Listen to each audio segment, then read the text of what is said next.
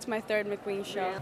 It's not even a show. It's more of, it's not a regular fashion show. It's more of a theater.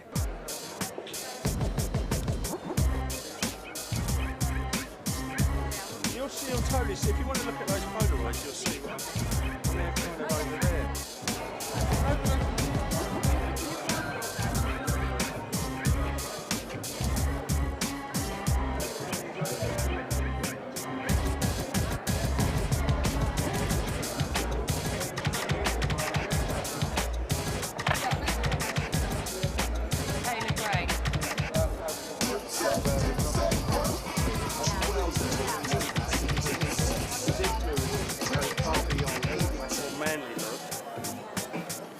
Which is verging on Princess Leia. There's two kind of looks basically, and one look is quite a big shape, and it's kind of a cross between Marie Antoinette and there's like a very old Chinese hairdo that a lot of Chinese kind of nomads have, and they create this hairstyle from wool. It's like two very kind of like big, round, kind of conical shapes. And if you look at the Polaroid boards, you can see there's that little thing going on there, which you can look at later. Like two very big shapes, but we kind of wanted them to kind of look like they were done maybe like 200 years ago and kind of left in a cupboard. So basically, they look like cobwebs, and there's like lots of kind of like fluffy bits, and they're quite dull and they're quite dusty, but they're like really strong graphic shapes with just like really soft kind of floaty kind of cobwebby kind of tendrils that kind of move.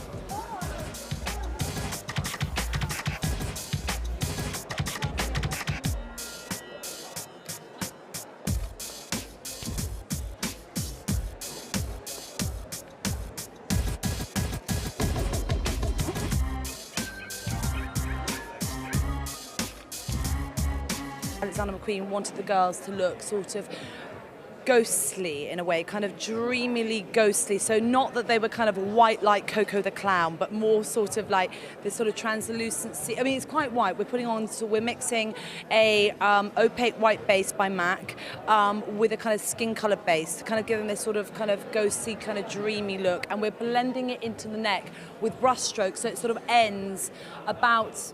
We're sort of doing three lengths, sort of mid-neck, long neck, and sort of onto the collarbone. And it ends in sort of brush strokes, as if it was kind of like, I mean, Corpse Bride was one of the kind of influences that we sort of, but obviously making it a little bit more beautiful. And even though the girls, the cartoon characters in Corpse Bride look kind of amazing. And we're using lilacs and dove greys and sort of darker greys, dove greys and lilacs, all these sort of powdery eyeshadows all in the socket, sort of really contouring the socket and all the way and dragging it out and underneath the eyes. And then we're just leaving the top of the eyes pale, so no mascara.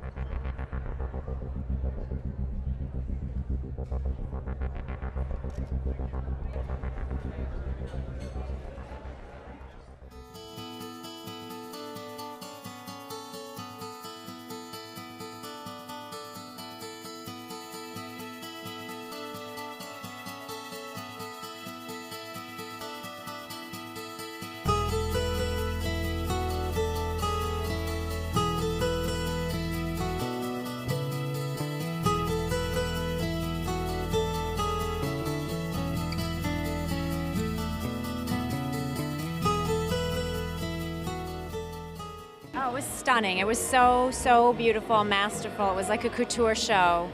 The tailoring, the workmanship was incredible, and the vision and the singularity of his vision. I think the floral motif, which is a really big trend for spring, is something that he worked way beyond cliche into something of, you know, really exquisite beauty, as beautiful as a real flower.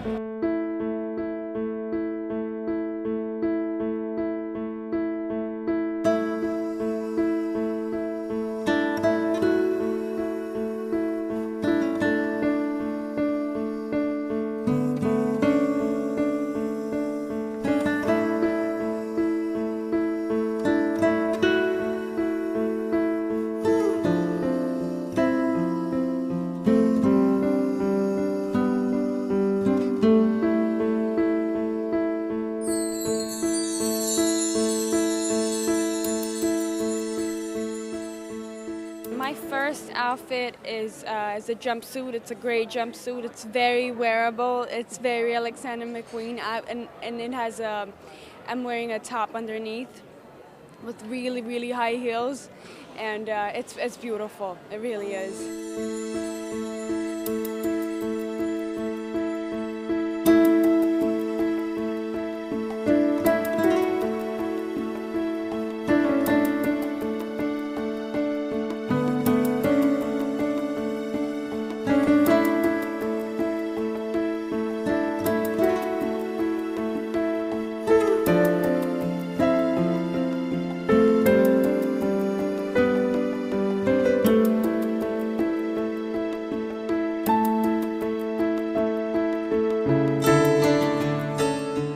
Very beautiful colors.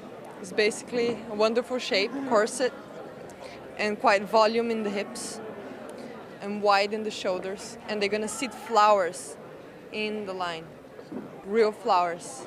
And they're not gonna be sewed in, they're just like in there, sitting. And the colors are so amazing.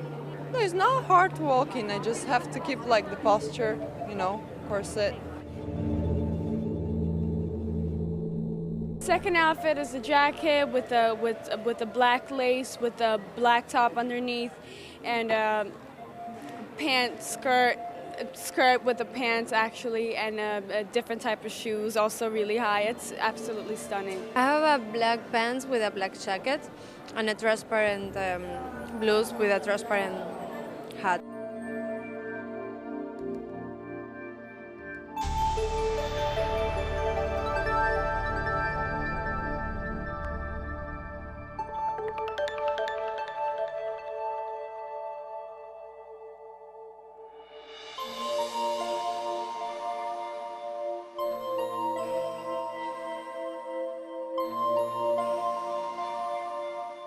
It's not just a straight back and forth runway. There's a lot more to it. They always have people performing. They always have some extras, and it's really exciting.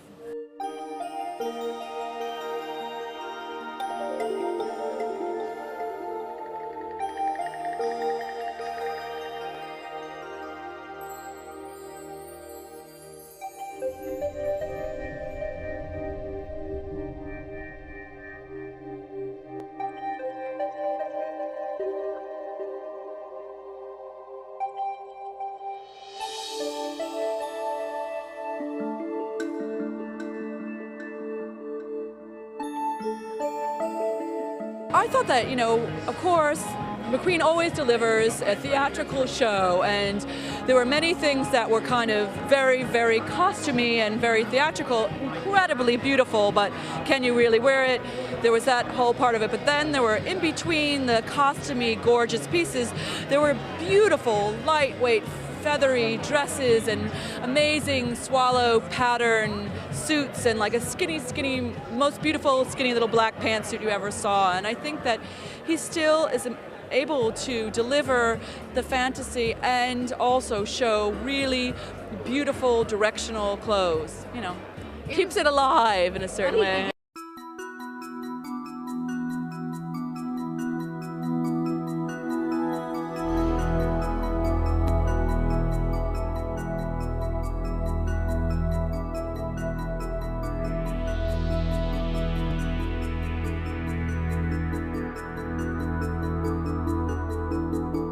I mean, I feel like he always beats to his own drum anyway, but I feel like somehow you think that because he always takes a very strong point of view in his show to kind of have it be a very concise picture, but when you actually go back and look at the clothes, you can always see how it kind of falls into many different trends, whether it's black and white or the whole kind of very fluid into very, very skinny that's happening this season, and there are all these very pretty like kind of dress-like tops over against skinny pants, and then there's just so many different things that actually fall into many different trends that you'd be surprised once you go back and look at it. And always the thing about McQueen is the quality is incredible, you know.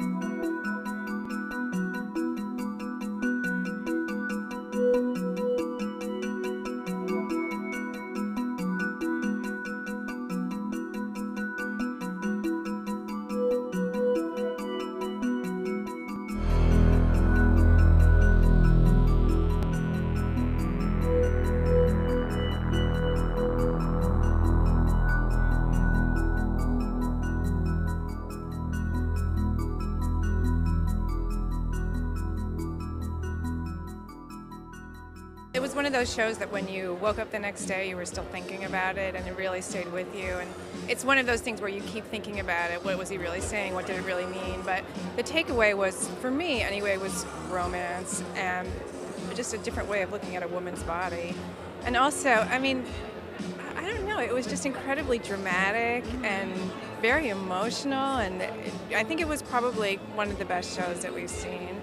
And it was just, you know, it's why you come to Paris, really.